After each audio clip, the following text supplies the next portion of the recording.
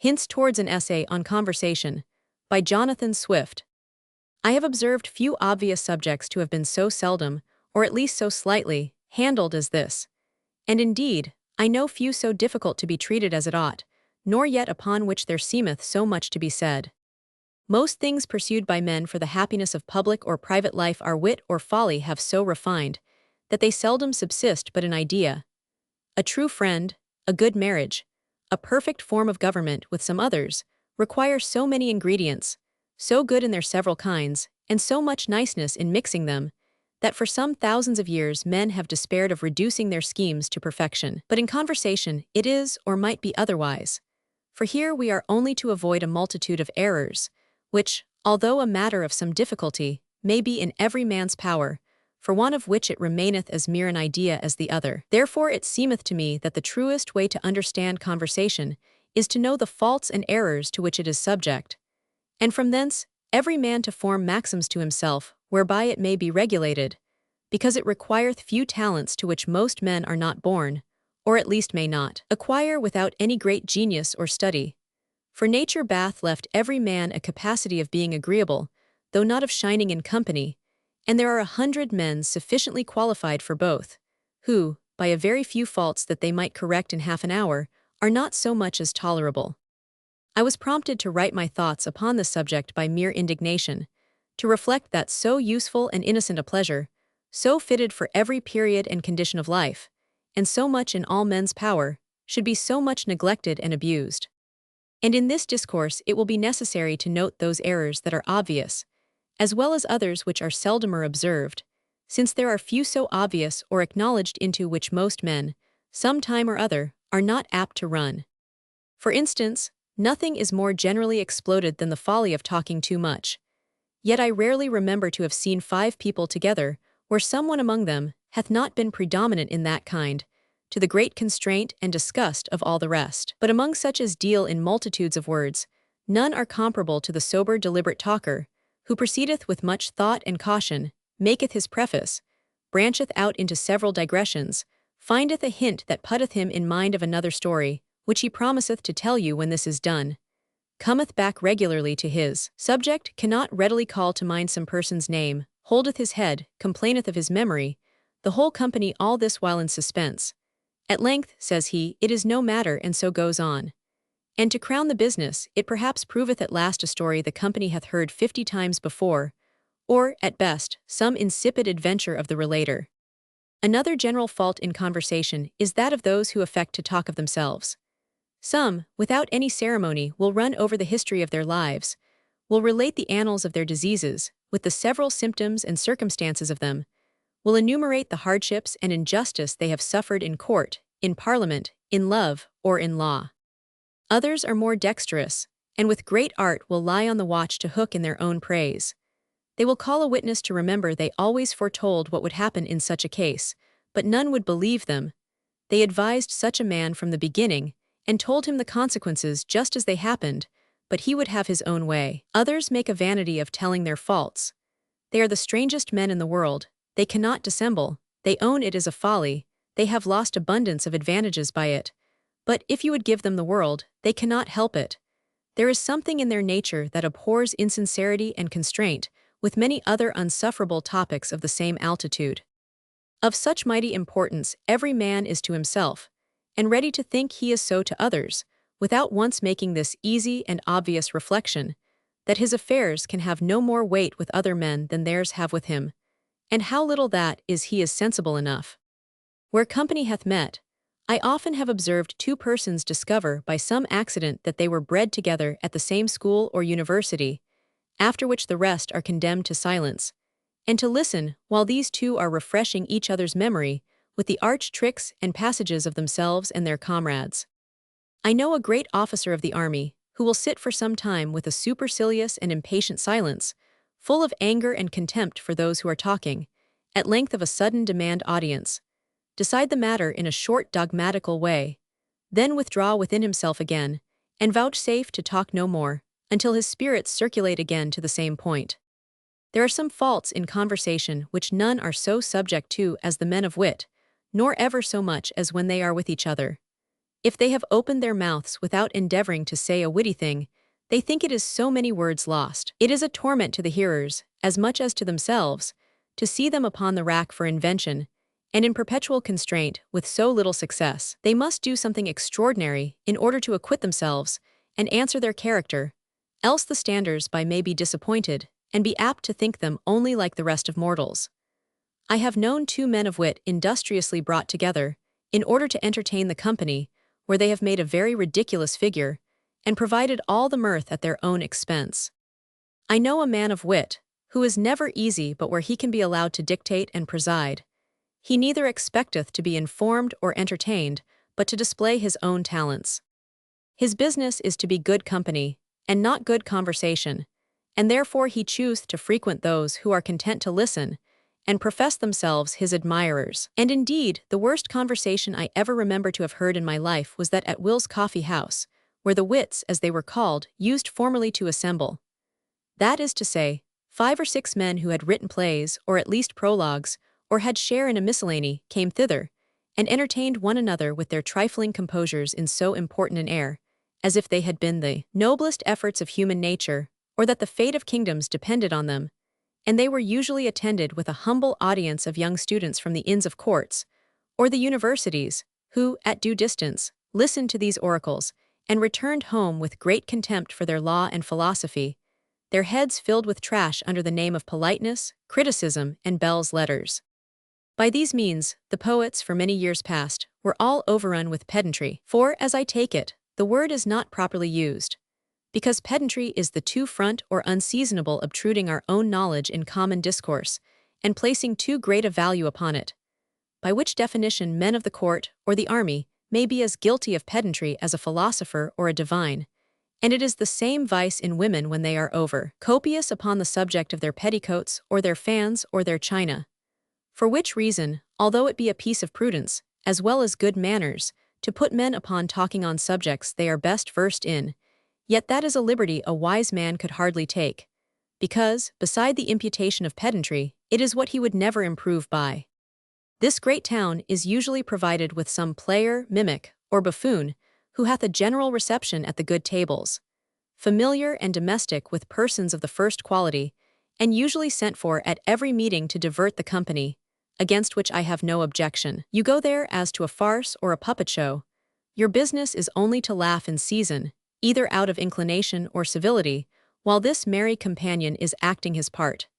It is a business he hath undertaken, and we are to suppose he is paid for his day's work. I only quarrel when in select and private meetings, where men of wit and learning are invited to pass an evening, this jester should be admitted to run over his circle of tricks, and make the whole company unfit for any other conversation, besides the indignity of confounding men's talents at so shameful a rate. Raillery is the finest part of conversation, but as it is our usual custom to counterfeit and adulterate whatever is too dear for us, so we have done with this, and turned it all into what is generally called repartee, or being smart, just as when an expensive fashion cometh up, those who are not able to reach it content themselves with some paltry imitation. It now passeth for raillery to run a man down in discourse, to put him out of countenance, and make him ridiculous, sometimes to expose the defects of his person or understanding,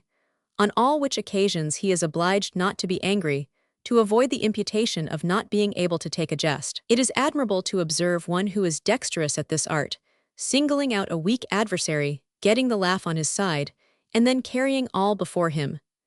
The French, from whom we borrow the word, have a quite different idea of the thing, and so had we in the politer age of our fathers. Raillery was, to say something that at first appeared a reproach or reflection, but by some turn of wit unexpected and surprising, ended always in a compliment, and to the advantage of the person it was addressed to. And surely one of the best rules in conversation is, never to say a thing which any of the company can reasonably wish we had rather left unsaid. Nor can there anything be well more contrary to the ends for which people meet together, than to part unsatisfied with each other or themselves. There are two faults in conversation which appear very different, yet arise from the same root, and are equally blamable. I mean, an impatience to interrupt others, and the uneasiness of being interrupted ourselves. The two chief ends of conversation are, to entertain and improve those we are among, or to receive those benefits ourselves. which whoever will consider cannot easily run into either of those two errors. Because, when any man speaketh in company, it is to be supposed he doth it for his hearers' sake, and not his own, so that common discretion will teach us not to force their attention if they are not willing to lend it, nor, on the other side, to interrupt him who is in possession, because that is in the grossest manner to give the preference to our own good sense. There are some people whose good manners will not suffer them to interrupt you, but, what is almost as bad, will discover abundance of impatience, and lie upon the watch until you have done, because they have started something in their own thoughts which they long to be delivered of. Meantime, they are so far from regarding what passes, that their imaginations are wholly turned upon what they have in reserve, for fear it should slip out of their memory, and thus they confine their invention, which might otherwise range over 100 things full as good, and that might be much more naturally introduced. There is a sort of rude familiarity, which some people, by practicing among their intimates, have introduced into their general conversation,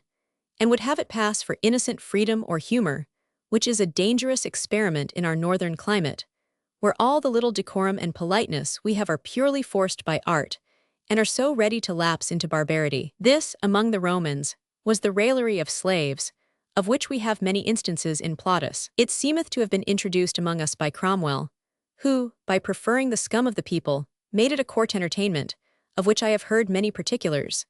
And, considering all things were turned upside down, it was reasonable and judicious, although it was a piece of policy found out to ridicule a point of honor in the other extreme, when the smallest word misplaced among gentlemen ended in a duel. There are some men excellent at telling a story, and provided with a plentiful stock of them, which they can draw out upon occasion in all companies, and considering how low conversation runs now among us, it is not altogether a contemptible talent. However, it is subject to two unavoidable defects: frequent repetition, and being soon exhausted, so that whoever valueth this gift in himself hath need of a good memory, and ought frequently to shift his company, that he may not discover the weakness of his fund. For those who are thus endowed have seldom any other revenue, but live upon the main stock. Great speakers in public are seldom agreeable in private conversation, whether their faculty be natural or acquired by practice, and often venturing. Natural elocution, although it may seem a paradox, usually springeth from a barrenness of invention and of words, by which men who have only one stock of notions upon every subject, and one set of phrases to express them in, they swim upon the superficies, and offer themselves on every occasion. Therefore, men of much learning, and who know the compass of a language, are generally the worst talkers on a sudden, until much practice hath inured and emboldened them, because they are confounded with plenty of matter, variety of notions, and of words, which they cannot readily choose, but are perplexed and entangled by too great a choice, which is no disadvantage in private conversation, where, on the other side, the talent of haranguing is, of all others, most insupportable. Nothing hath spoiled men more for conversation than the character of being wits, to support which, they never fail of encouraging a number of followers and admirers, who list themselves in their service, wherein they find their accounts on both sides, by pleasing their mutual vanity. This hath given the former such an air of superiority, and made the latter so pragmatical, that neither of them are well to be endured. I say nothing here of the itch of dispute and contradiction, telling of lies, or of those who are troubled with the disease called the wandering of the thoughts, that they are never present in mind at what passeth in discourse. For whoever labors under any of these possessions is as unfit for conversation as madmen in Bedlam. I think I have gone over most of the errors in conversation that have fallen under my notice or memory, except some that are merely personal, and others too gross to need exploding, such as lewd or profane talk. But I pretend only to treat the errors of conversation in general, and not the several subjects of discourse, which would be infinite. Thus we see how human nature is most debased, by the abuse of that faculty, which is held the great distinction between men and brutes, and how little advantage we make of that which might be the greatest, the most lasting, and the most innocent, as well as useful pleasure of life. In default of which, we are forced to take up with those poor amusements of dress and visiting, or the more pernicious ones of play, drink, and vicious amours, whereby the nobility and gentry of both sexes are entirely corrupted both in body and mind, and have lost all notions of love, honor, friendship, and generosity, which, under the name of fopperies, have been for some time laughed out of doors. This degeneracy of conversation, with the pernicious consequences thereof upon our humours and dispositions, hath been owing, among other causes, to the custom arisen, for some time past, of excluding women from any share in our society, further than in parties at play or dancing or in the pursuit of an amour. I take the highest period of politeness in England, and it is of the same date in France, to have been the peaceable part of King Charles I's reign, and from what we read of those times, as well as from the accounts I have formerly met with from some who lived in that court, the methods then used for raising and cultivating conversation were altogether different from ours. Several ladies, whom we find celebrated by the poets of that age, had assemblies at their houses where persons of the best understanding, and of both sexes, met to pass the evenings in discoursing upon whatever agreeable subjects were occasionally started. And although we are apt to ridicule the sublime Platonic notions they had, or personated in love and friendship, I conceive their refinements were grounded upon reason, and that a little grain of the romance is no ill ingredient to preserve and exalt the dignity of human nature, without which it is apt to degenerate into everything that is sordid, vicious, and low. If there were no other use in the conversation of ladies, it is sufficient that it would lay a restraint upon those odious topics of immodesty and indecencies, into which the rudeness of our northern genius is so apt to fall. And therefore, it is observable in those sprightly gentlemen about the town,